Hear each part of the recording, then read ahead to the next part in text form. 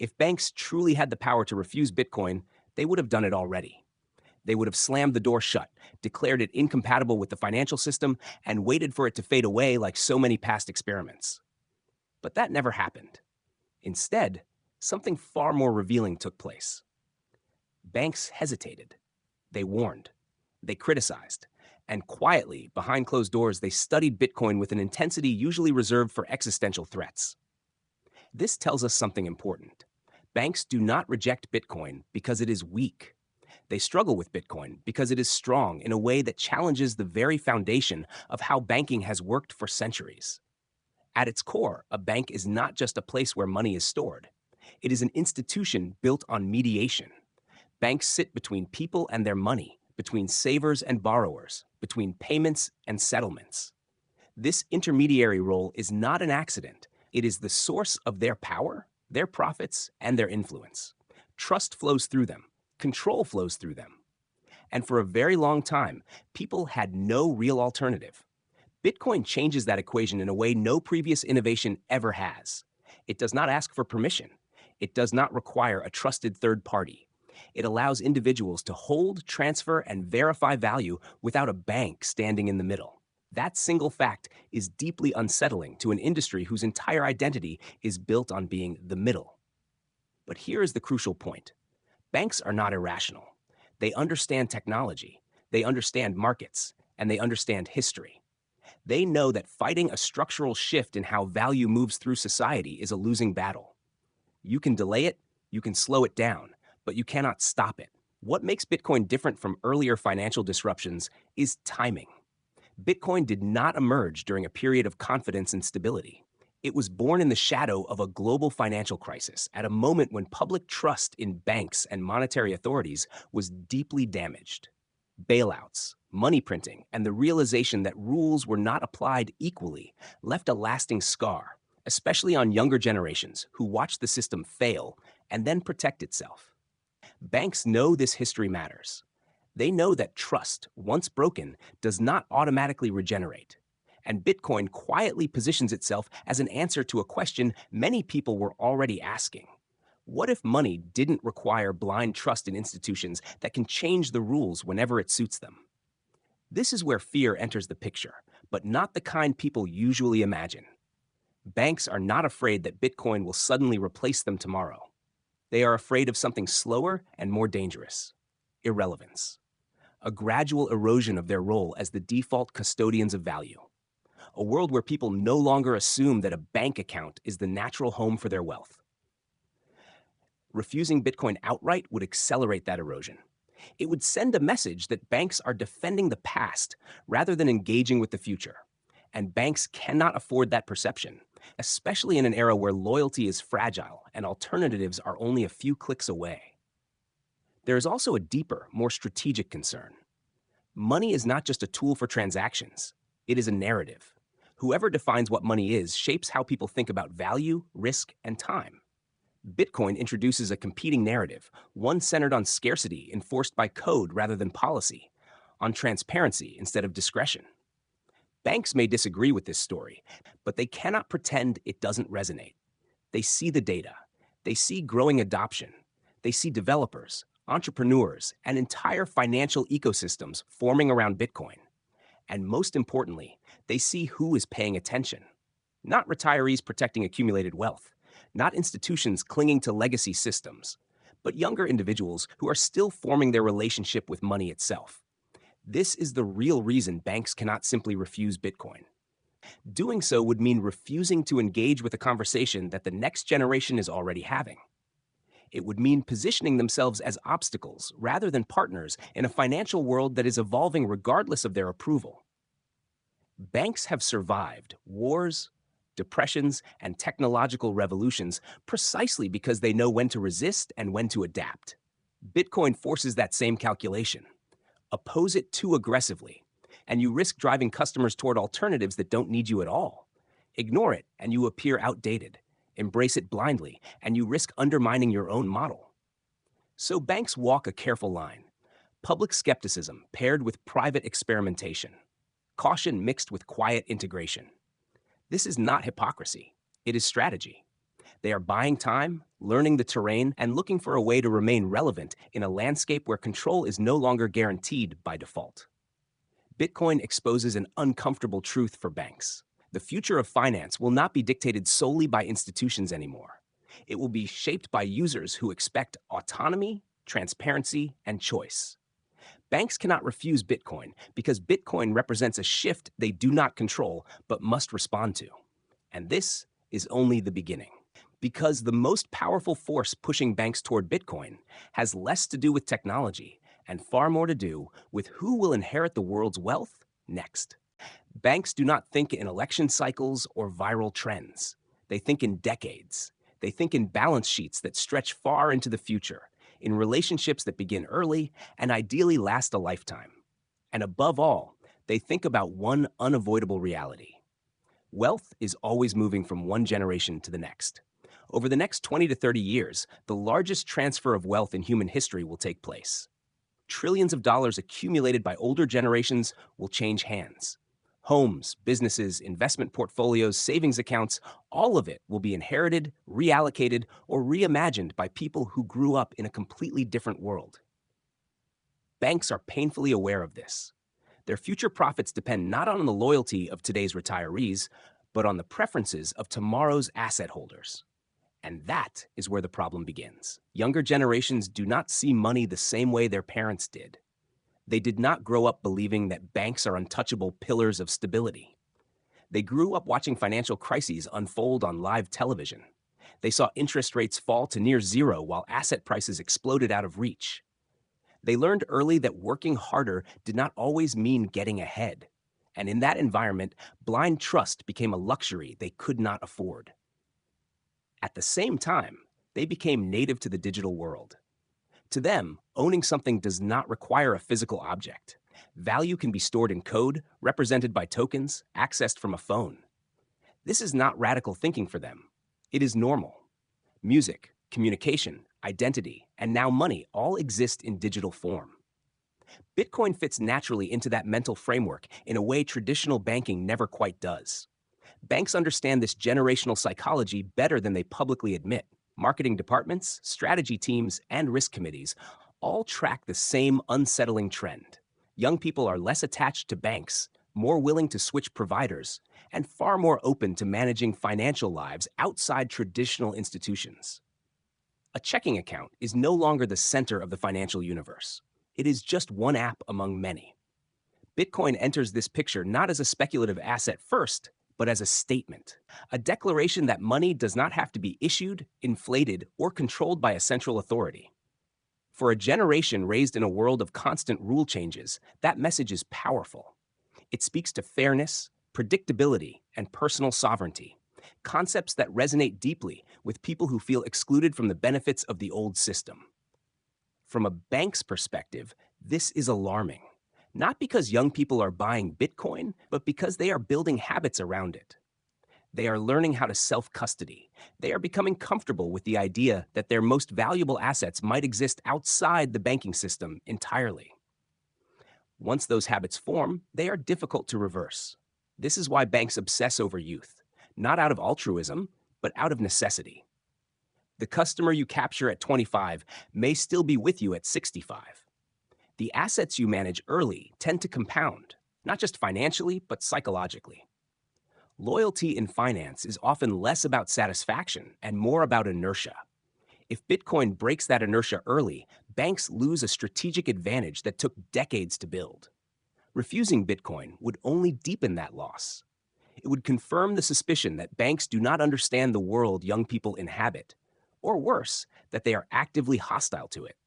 In a competitive landscape filled with fintech platforms, crypto-native companies, and decentralized alternatives, that is a dangerous position to take. Banks are also keenly aware that young people talk. They influence each other. Cultural shifts spread faster than institutional policies can keep up. Once Bitcoin becomes normalized within a generation, resistance begins to look less like caution and more like denial.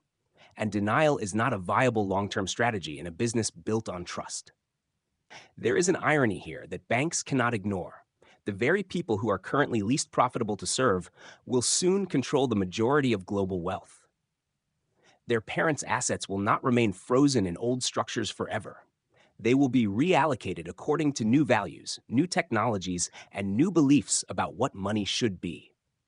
Banks can either position themselves as gateways into that future or as relics of a past that no longer speaks to it. Bitcoin forces that choice earlier than many institutions would like, but postponing it does not make it disappear. So when banks cautiously begin offering crypto services, or when they soften their tone around Bitcoin, it is not a sudden change of heart. It is a recognition of reality. They are not chasing a trend. They are trying to remain relevant to a generation that will soon inherit everything they care about managing. Bitcoin is not winning because it is rebellious. It is winning because it aligns with how the next generation already thinks about ownership, autonomy, and trust. And banks, for all their size and influence, cannot afford to ignore the preferences of those who will soon hold the keys to the world's wealth. In the end, banks do not serve youth because youth is fashionable. They serve youth because youth is destiny. And destiny, increasingly, is speaking the language of Bitcoin. Banks like to present themselves as permanent fixtures of society, as if their role were guaranteed by history itself. But permanence in finance has never been about tradition. It has always been about relevance. The moment a bank stops being useful to its customers, its size, legacy, and reputation begin to erode far faster than most executives expect. Bitcoin exposes this vulnerability with uncomfortable clarity. For generations, banks controlled not just money, but behavior. If you wanted to save, you used a bank. If you wanted to move money, you used a bank. If you wanted security, the bank was the only credible option. This monopoly over financial habits created a powerful lock-in effect. Customers stayed not because they loved their bank, but because leaving felt impractical, risky, or unnecessary. Bitcoin breaks that lock-in. When people learn that they can hold value themselves, transfer it globally without permission, and verify it without trusting an institution, something fundamental shifts. The bank is no longer the center of the financial universe. It becomes a service provider, optional, replaceable, and subject to comparison. Banks feel this change most acutely with younger customers. These customers do not see financial self-custody as reckless. They see it as empowering. They are comfortable managing digital assets, securing private keys, and using non-bank platforms for payments, savings, and investments. Each time they do so, the bank's role shrinks slightly. From a business perspective, this is dangerous. Banks do not make money simply by existing. They make money by holding assets, processing transactions, and embedding themselves into their customers' financial lives. If Bitcoin encourages people to keep assets outside the banking system, the long-term impact is not theoretical. It is measurable in declining deposits, reduced fee income, and weaker customer relationships. This is why banks cannot afford a purely ideological stance against Bitcoin. Refusal is not neutral. It pushes customers toward alternatives that are happy to accept them. Fintech companies, crypto exchanges, and decentralized platforms do not carry the same institutional baggage. They speak the language of speed, transparency, and user control. And once a customer migrates into that ecosystem, winning them back becomes exponentially harder. Adapting does not mean surrendering. Banks are not abandoning their regulatory frameworks or risk management principles. What they are doing is far more pragmatic. They are finding ways to stay involved in a world where Bitcoin exists, whether they approve of it or not. This is why we see banks exploring Bitcoin custody, regulated trading access, and crypto-related financial products. Not because they suddenly believe in a decentralized utopia, but because they understand a simple truth. If they are not part of the Bitcoin journey, they will not be part of the customer's financial future. There is also a psychological dimension to this adaptation. Customers want optionality. They want to feel that their bank understands them, rather than judges them. A bank that refuses to acknowledge Bitcoin sends a message of rigidity. A bank that offers controlled, regulated access sends a different message. We may be cautious, but we are listening. That distinction matters. In a competitive environment, perception can be as powerful as product features. A bank that positions itself as forward-looking earns the right to remain relevant, even if it moves slowly.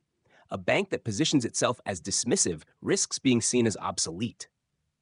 Bitcoin also forces banks to confront an uncomfortable question about value creation.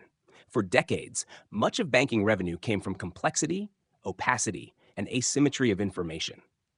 Customers did not fully understand how money moved, how fees were structured, or how risks were managed. Bitcoin, by contrast, is radically transparent. Rules are visible. Supply is known. Transactions can be verified by anyone. This transparency raises expectations.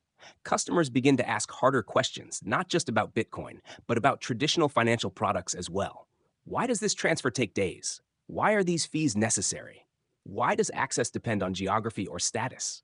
Bitcoin does not just compete with banks, it educates their customers. Banks can either resist this education or adapt to it. Resistance creates friction, adaptation creates alignment, and alignment is what keeps customers from drifting away.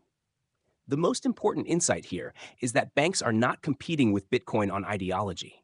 They are competing on user experience and trust. They cannot win by insisting on authority alone. Authority without relevance quickly becomes meaningless. So adaptation becomes unavoidable. Not because Bitcoin demands it, but because customers do. The moment customers expect Bitcoin to be part of their financial lives, banks must respond or risk becoming peripheral. In this sense, Bitcoin acts like a stress test for the entire banking model. It reveals which institutions are flexible, which are defensive, and which are quietly preparing for a future where control is shared rather than assumed. Banks do not integrate Bitcoin because it is fashionable. They do it because survival in finance has always belonged to those who understand that relevance is earned, not inherited. And in a world where customers are learning to live without banks, adaptation is no longer optional. It is existential. There is a popular narrative that Bitcoin exists to overthrow banks, to render them obsolete and irrelevant in a single dramatic collapse. It is a compelling story, simple and emotionally satisfying, but it is also misleading. History rarely moves through clean replacements. It moves through pressure, adaptation, and transformation. Bitcoin does not need to destroy banks to change them. Its mere existence is enough. For the first time in modern financial history, banks are no longer the sole custodians of trust. That monopoly is gone. People now have a functioning alternative, one that operates continuously, globally, and without institutional permission. This alone reshapes the balance of power. Banks are no longer unquestioned authorities, they are participants in a competitive landscape. This competition is healthy, but it is also uncomfortable. Banks must now justify their value rather than assume it. They must explain why they exist beyond habit and regulation. Bitcoin does not ask for loyalty, it asks for understanding. And once people understand that choice exists, they rarely accept a world without it again. What Bitcoin truly challenges is not banking itself, but complacency. For decades, inefficiencies were tolerated because there was no viable substitute. Slow settlements, opaque fees, restricted access, these were simply the cost of participating in the system. Bitcoin exposes these flaws by demonstrating that different rules are possible. Even if Bitcoin is not perfect, it proves that the old assumptions were never inevitable.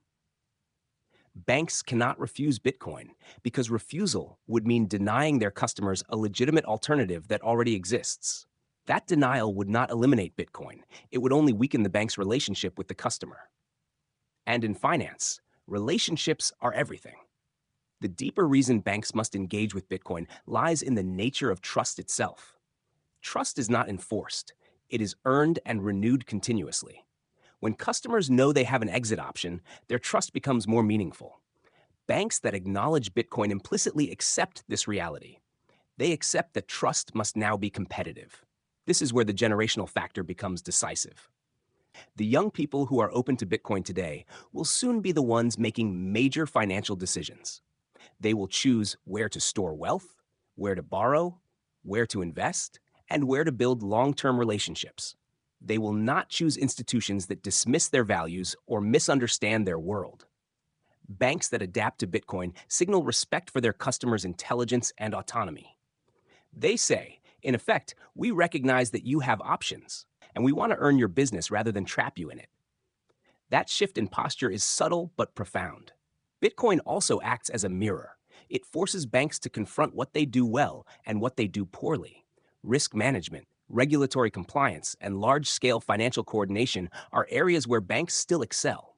Self custody, transparency, and censorship resistance are areas where Bitcoin shines.